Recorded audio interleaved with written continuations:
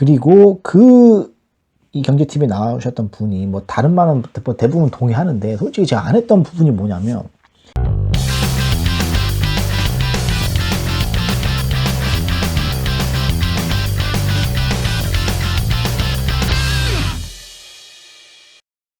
시청자분 여러분 안녕하십니까, 오박사입니다. 오박사TV의 오박사가 돌아왔습니다. 여러분, 얼마 전에 제가 이 비루한 이 낭인 신세임에도 불구하고 모 경제TV를 보니까 아나운서분이 아주 유명하신 분한테 이런 질문을 하더라고요. 자, 월급 300만원 이 20대 후반 30대 초반 직장인들한테 해주실 수 있는 조언 뭐 전략 같은 게 없냐, 이분이 쫙 얘기하셨어요. 물론 뭐 대부분 동의하는데 그 중에서 뭐 제가 동의 안 하는 부분, 뭐 강한 부분, 강하게 안 하는 부분이 있었는데 이따가 또 말씀드리고, 그 질문이 나한테 왔다라고 가정을 하고 제가 한번 스크립트를 잠깐 써봤거든요. 그래서 관심 없으시면 뒤로 가시면 되지만 한번 들어보시는 게 나쁘지 않으실 수도 있습니다. 자, 뭐냐, 내가 20대 후반 30대 초반으로 다시 돌아간다고 하면은 지금 이 상황 기준으로 돌아간다라고 하면 어떻게 할 것인가 라고 봤을 때 1번 제 첫 번째 원칙은 뭐냐 라고 했을 때는 일단은 5글자에 기억해야 됩니다. 가처분 소득을 늘려야 돼. 가처분 소득을 늘려야 돼. 이렇게 얘기하면은 사람들이 오해를 할 수 있는 게 뭐냐면, 그러면 투잡 뭐 쓰리잡 뛰라는 얘기냐, 너 일을 뭐 더 벌리라는 얘기냐, 이렇게 하실 수가 있는데 그게 아니라 말을 잘 봐야 됩니다. 처분이 가능한 소득이에요. 처분이 가능하다는 건 뭐냐면 두 가지의 옵션이 있습니다. 뭐냐면 진짜 소득을 늘려. 그러니까 내가 이제 들어오는 인컴 자체가 많아지던가, 아니면 두 번째는 뭐냐면 소득 그대로더라도 어떻게 하면 되죠? 지출을 줄여버리면 돼요. 빚장 수비를 통해서 지출을 줄이고 진짜 흑빈층으로 내려가는 수준으로 줄이면 어쨌든 가처분 소득은 올라갑니다. 가처분 소득을 늘리는 데 집중하세요. 이 두 개가 동시에 오면 좋죠.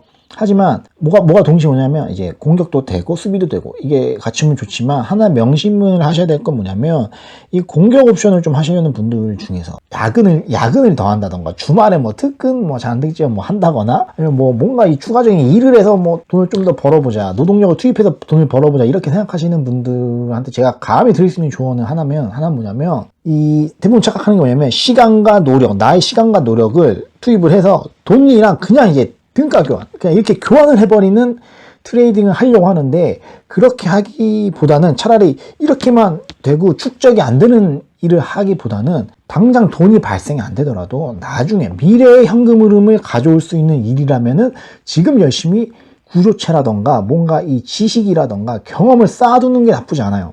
이 사람이 좀 생각이 달라지거든요. 그러니까 이게 항상 여러분 하실 때 한번 생각을 해보세요. 이게 축적이 되는 일인가?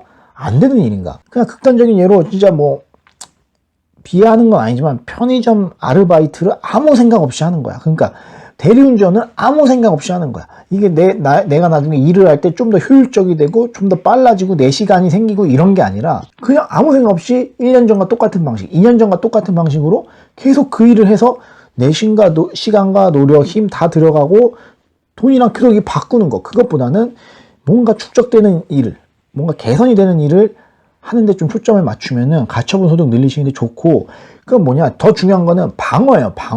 방어를 잘해야 됩니다. 소비를 극도로 조금 줄이시는 것도 나쁘지 않아요. 그러면 이렇게 되면 뭐냐면 술, 담배 이런 거 사실 좀 줄여야 되고, 안 할 수 있으면 안 하는 게 좋고, 술 많이 먹는다고 자랑하지 말고, 술 많이 먹는 사람 치고 성격 나쁜 사람 없다 이런 개소리 하면 안 돼. 진짜 술 뭐 상관한 게 없습니다. 그러니까 이런 거를 좀 줄이는, 그러면 시간도 확보되잖아요. 사실은 술 이런 거 좀 줄이다 보면 시간도 확보되고, 그렇게 해서 확보된 시간과 돈으로 더 다른 생산적인 거에 투자를 하는 거죠. 요거 제가 써놨는데, 가처분 소득을 늘리면 이게 뭔가 목표가 있어야 될 거 아닙니까? 목표가 있어야지 뭐 내가 이거 하는 거지. 그러면 목표를 보통은 사람들이 100이면 100다 뭘로 잡죠? 사회초년생이면 1억으로 잡는단 말이에요. 1억으로. 1억으로 잡으면 안 돼. 어떻게? 3천부터 갑니다. 3, 5, 10을 기억하세요. 3, 5, 10으로 가야 돼. 3, 5, 10으로 가야지 바로 1억 가면은 사람이 포기하게 됩니다. 3천 딱 이루잖아요. 요거 3개 가면은 5가 보이거든요. 보일 수밖에 없어. 이게, 요렇게 하면 되는구나. 이렇게 하면 시간 단축시킬 수 있겠구나. 요게 딱 이 인지가 된단 말이에요. 뇌가 잘못되지 않은 이상 인지가 돼. 그러면 그 방법으로 살짝 개선하면서 속도를 좀 빠르게 5까지 가고 여기서 1 딱 가주는 겁니다. 근데 이 와중에 중요한 건 뭐냐면, 특히 한 5천 넘었을 때부터는 뭐가 돼야 되냐면 공부가 들어가줘야 돼. 어떤 거에 대한 공부? 주식, 부동산, 사업에 대한 공부가 들어가줘야 됩니다. 이 말은 뭐냐면, 이 밑바탕에 있는 본업은 계속 돌아가고 있어야 돼요.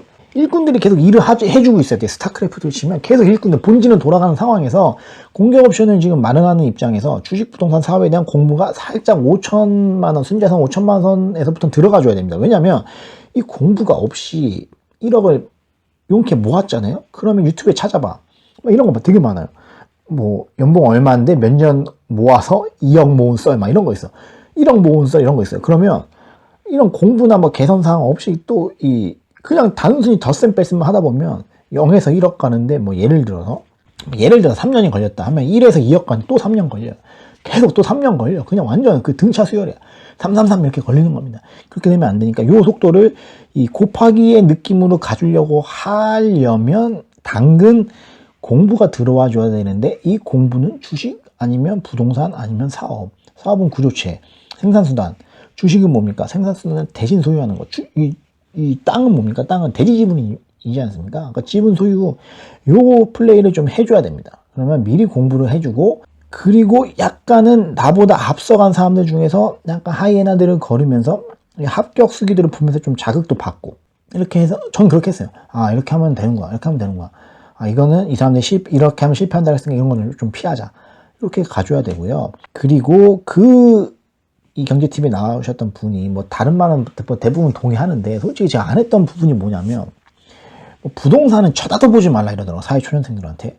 그거는 솔직히 말씀드리면 제가 그분보다 나이가 뭐 거의 뭐 아버지 뻘이기 때문에 제가 쉽게 얘기하지 못하지만 만약에 내 친구다. 진짜 친한 친구다. 뭐 고등학교 친구. 진짜 친한 친구다. 라고 하면 너 내 잘못된 얘기. 왜냐면 쳐다도 보지 말라는 거 왜 그 옵션 생각하면 안 되는지 나한테 진짜 논리적으로 설명을 해달라고 할 것 같아요. 왜냐면 사람은 잠을 자잖아요. 잠 안 자는 사람 없잖아요. 잠을 자는 건 서서 자진 않잖아. 내가 이렇게까지 얘기해야 되나? 서서 자진 않잖아. 누워서 자잖아요. 누워서 의식을 잃고 잔단 말이야.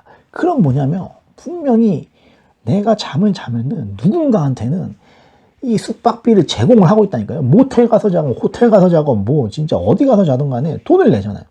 월세에 살든 돈을 내고 있잖아. 그러면 이 1주택이 갖는 의미는 생각보다 강력한 거죠. 뭐냐? 자가 임대료를 주는 거잖아. 월세를 나한테 주는 거잖아. 이거를 빨리 깨달아야 돼. 저는 이거를 너무 늦게 깨달았어. 진짜 너무 늦게 깨달았어. 이걸 진짜 말씀드리고 싶어. 그거 쳐다보지도 마. 부동산은 쳐다보지도 마. 뭐 금융자산으로만 가야 되고 막 숫자. 물론 저도 숫자로 얘기하는 걸 좋아하는데 그러면 다른 실물은 언제 사는 건데 도대체.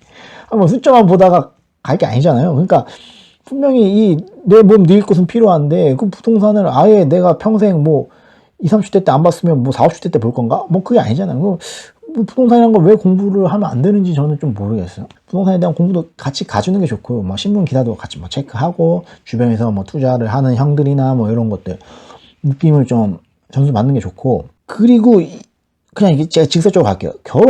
결혼은 제가 그냥 이 약간 재정적인 측면, 파이낸셜에서 약간 이게 말씀을 드리는 거니까 하면 말 잘해야 되는데 결혼 빨리 하는 게 좋습니다. 결혼 빨리 하는 게 좋아. 결혼을 빨리 해서 건강한 대출을 이렇게 한 말이야. 건강한 대출. 그러니까 신용 대출 이런 게 뭐 되게 저도 부정적이었거든요. 근데 잘 생각을 해보면 아니 내가 내 이 일자리 좋아하고 내가 이 회사에서 열심히 일을 할 거고 10년, 15년 일을 할 거다. 그래서 그 신용을 담보로 해서 대출을 일으키는 게 왜 나쁩니까?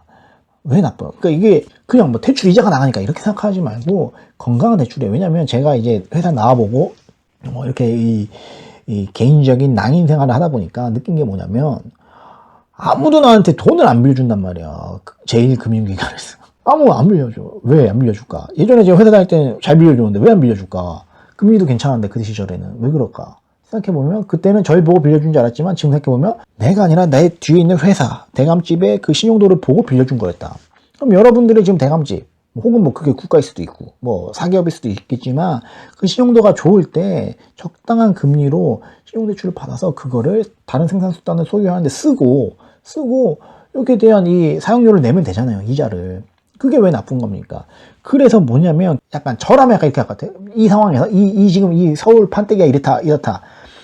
금융시장 판때기가 이렇다라고 하면은 근데 제가 막 결혼을 할 것 같아. 29, 막 30살이다. 그러면은 결혼해서 둘이 건강한 대출을 일으킵니다. 신용대출을. 그래서 최대한 받아서 그냥 2억이라 가정할게. 2억이라고. 1억씩 받아서 2억이야. 2억 받고 그리고 여기에 각각 모은 돈 있잖아요. 각자 모은 돈 좀 합쳐가지고 우리가 지금은 못 살더라도 나중에 3년, 4년, 5년, 6년 뒤에 살 수 있는 집을 갭으로 사놔. 갭으로 사놓고 포인트는 뭐냐면 우리는 그럼 니네 어디 살 거야? 이렇게 물어볼 텐데 그러면 포인트는 뭐냐? 그건 전세가 아니면 월세로 가야 돼요. 월세로 가요. 최대한 디파짓을 적게 하면서 월세로 들어가는 겁니다. 여기서 포인트는 전세를 피하는 겁니다. 전세를 최대한 좀 피하는 거예요. 투자를 하고 초기에 이 공격적인 투자도 병행하고 이 수비를 하려면 전세는 피해야 돼. 왜냐? 전세하면 일단 집이 좋잖아. 집이 넓잖아.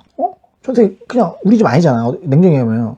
근데 전세 대출 나오지? 집 들어가지? 근데 뭔가 인간은 빈 공간이 있으면 채워놓고 싶은 욕구가 있습니다.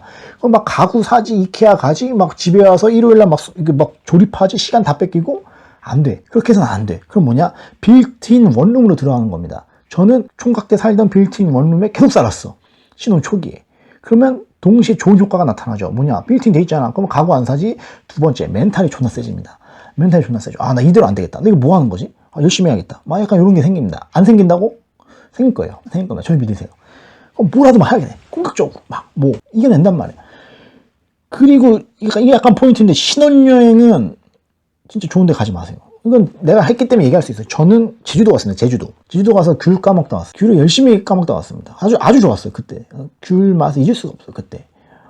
그리고 심지어 그 호텔도 회사 복지로 해가지고 엄청 싸게 갔다 왔어요. 근데 요새 보면 뭐 칸쿤 멕시코 칸쿤 막 이런 데 가고 뭐 하와이는 기본이더라고요. 하와이는 저는 사진으로만 봤습니다. 태어나서 사진으로만 본 그런 미지의 공간이고 어쨌든 그렇게 해서 돈을 아끼란 말이야. 아껴가지고 그러면 공부해요. 금융자산을 공부하고 뭐 다른 뭐 사업체를 뭐 이렇게 나중에 어떻게 해볼까 이런 생각을 해서 최대한 이거 좀 하는 겁니다. 포인트는 이거예요. 그러니까 왜냐하면 지금 제가 봤을 때는 약간 부동산 얘기하자면 이 서울의 이 부동산 공급이 앞으로 점점 떨어지기 때문에 이 가격 상승, 전월세 가격 상승이 무주택자들, 특히 이 신혼부부들한테는 리스크일 것이다.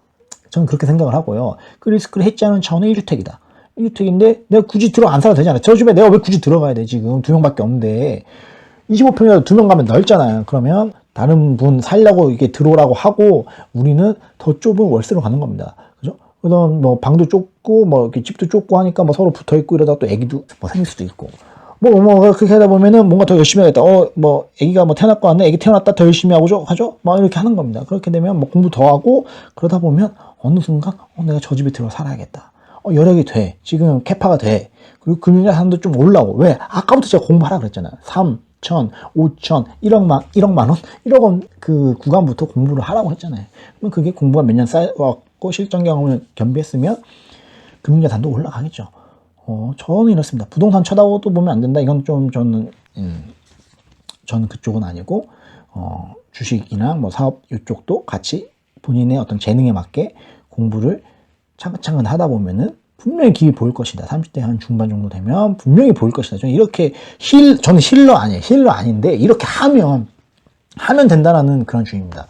여러분 다음에 또 이런 비슷한 류의 영상으로 찾아뵙겠습니다. 여러분 강금 생활 중이신데 모두 화이팅 하시고 쌍자본